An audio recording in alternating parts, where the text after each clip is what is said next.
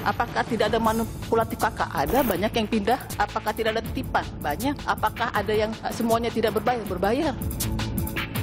Ya, pengennya biar deket karena ya kita udah tua kayak gini. Ukur apa, Bang? Berapa meter, Bang? Berapa, Bang? 59, Bang.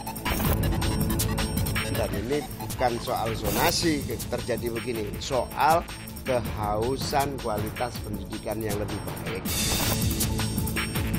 Mereka mengkonsumsi dan membagi hewan yang sudah mati. Jadi seperti itu, hewan yang sudah kelihatan sakit, seperti itu, kemudian mereka sembelih, kemudian mereka membagi-bagikan secara gratis kepada tetangga-tetangganya.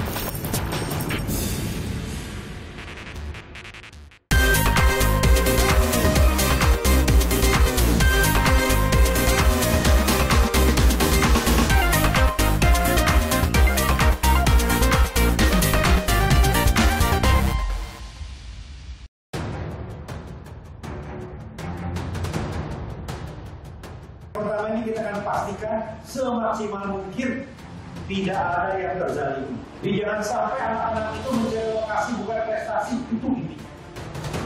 Wali Kota Bogor geram. Bima Arya baru-baru ini melakukan verifikasi faktual di lapangan mengenai data alamat PPDB yang kemudian ditemukan 208 data alamat palsu dari calon siswa baru. Ia melakukan inspeksi mendadak terkait adanya aduan alamat palsu penerimaan peserta didik baru PBDB dengan sistem zonasi pada Kamis 6 Juli lalu. Tahun yang lalu. Pernah tinggal berapa lama di situ? 2 bulan. Cuma 2 bulan. Cuma 2 bulan tahun yang lalu itu Khadijah. Ya. Terus kalau Alfian? Alfian sini. Masih ada? Kalau Alfian ponakan istri saya. Sidak ini dilakukan setelah adanya aduan mengenai alamat palsu dalam penerimaan peserta didik baru PPDB dengan menggunakan sistem zonasi. Ternyata aduan ini benar adanya. Dari 36 daftar nama yang dibawa Bima Arya, hanya ada beberapa orang yang alamatnya benar. Bahkan Bima Arya sempat bertemu dengan seorang ibu yang anaknya tidak bisa masuk ke SMA Negeri 1 Bogor karena namanya tiba-tiba hilang dari daftar. Ketimbang yang lain. Iya, yang orang jauh-jauh kok. Nitip ya. Iya, kayaknya kayak gitu. Iya Bu, ini lagi diurus Bu ya. Iya Bu, makasih banyak Pak. Ya kalau gitu Pak. Ya adil. Iya, soalnya Betul, Pak. mau ke sekolah kemana lagi lah, ini udah terakhir. Tak hanya di Kota Bogor, di Tangerang, seorang pemuda kecewa adiknya tak lolos masuk SMA Negeri 5 Kota Tangerang melalui sistem zonasi. Seorang kakak langsung melakukan aksi protes dengan mengukur jarak dari rumah ke sekolah. Sang kakak mengaku adiknya telah memenuhi seluruh persyaratan jalur zonasi. Namun setelah mendaftar, sang adik tidak diterima. Padahal jarak rumah dengan sekolah hanya terpaut 412 meter. Sementara itu, sebelumnya sang adik dinyatakan lolos verifikasi. Namun beberapa hari kemudian, nama sang adik mendadak hilang. Sang kakak menduga ada indikasi kecurangan dalam penerimaan calon siswa baru. Pada saat pertama dari tanggal 3 sampai tanggal 6 itu aman dari jadwal pendaftaran. Tapi tanggal 7 pagi jam 8 tahu ada perubahan. Katanya itu pada saat dijelasin kemarin ada verifikasi. Tahu verifikasi sampai tanggal 7, kenapa nggak update? Setiap orang daftar itu harusnya kan update, jadi nggak perlu diverifikasi lagi dong, kan secara sistem langsung.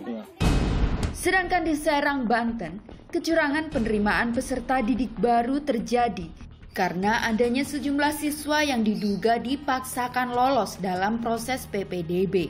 Menurut Ombudsman Banten, pemaksaan ini terjadi di bawah tekanan LSM, bahkan oknum pejabat daerah, demi meloloskan siswa titipan mereka.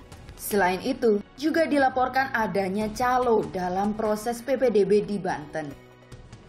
Sampai saat ini memang ada beberapa laporan yang masuk dari masyarakat terkait dengan afirmasi adanya upaya-upaya pungli, tekanan dan segala macam yang memang diupayakan untuk mempengaruhi hasil PPDB. Dan kami mengingatkan bahwa jangan sampai terjadi kejadian sebagaimana tahun kemarin, di mana tiba-tiba di akhir karena adanya tekanan dari berbagai pihak, jumlah siswa yang diterima itu melebihi dari rombel yang awalnya direncanakan, sehingga itu akan berdampak kepada kualitas pendidikan siswa. Menanggapi hal ini, Kementerian Pendidikan, Kebudayaan, Riset, dan Teknologi menyebut permasalahan diskriminatif dan anak titipan sudah terjadi sejak dulu sebelum sistem PPDB jalur zonasi diterapkan secara online. Namun, kini adanya sistem PPDB online membuat data dapat dilihat secara terbuka, sehingga masyarakat bisa langsung melapor dugaan kecurangan. Apakah tidak ada manipulatif kakak? Ada, banyak yang pindah. Apakah tidak ada titipan? Banyak. Apakah ada yang semuanya tidak berbayar? Berbayar. Kita mendapatkan pengaduan dulu untuk masuk ke SMP favorit, puluhan juta juga gitu. Ya, jadi bukan berarti yang saat ini terjadi tidak terjadi pada zaman dulu. Hanya dulu itu karena kita tidak sistem PPDB online, sistem informasi tidak secanggih ini, sehingga tidak ada tempat untuk melapor. Nah, jadi kedapatan pungli itu karena tadi sistemnya sudah pelan-pelan mulai terbuka. Menanggapi hal ini, Wakil Ketua DPR Muhaimin Iskandar meminta pemerintah untuk memeratakan kualitas pendidikan di Indonesia agar tidak ada lagi kecurangan dalam proses penerimaan peserta didik baru dengan sistem zonasi. Menurutnya, kecurangan dalam PPDB bukan disebabkan oleh kebijakan zonasi, melainkan besarnya kebutuhan masyarakat atas pendidikan yang berkualitas. Merebut sesuatu yang bagus dengan cara yang nggak bagus. Meminta target yang berkualitas tapi dengan menghalalkan segala cara. Dan ini bukan soal zonasi terjadi begini, soal kehausan kualitas pendidikan yang lebih baik. Karena itu solusinya tidak ada jalan lain. Mari pemerintah mempercepat kualitas pendidikan yang merata di mana-mana. Tidak di satu zona tertentu, tetapi semua harus naik kelas pendidikan kita. Karut-marut PPDB bukan sekedar persoalan jumlah sekolah berkualitas. Masalah lainnya lebih mendasar dan besar, yakni jumlah sekolah di sebuah zonasi yang belum merata. Para orang tua harus sadar, berlaku curang tidak akan pernah benar demi apapun. Sekolah favorit bukanlah segalanya. Kualitas pendidikan anak semua tergantung sang anak dan didikan kedua orang tua. Jangan sampai berlaku curang di awal pendidikan hanya akan menghasilkan kecerdasan, tetapi dengan mental korup di masa depan. Keniscayaan yang baik akan datang jika kita menjunjung tinggi kebaikan serta kejujuran dalam kehidupan.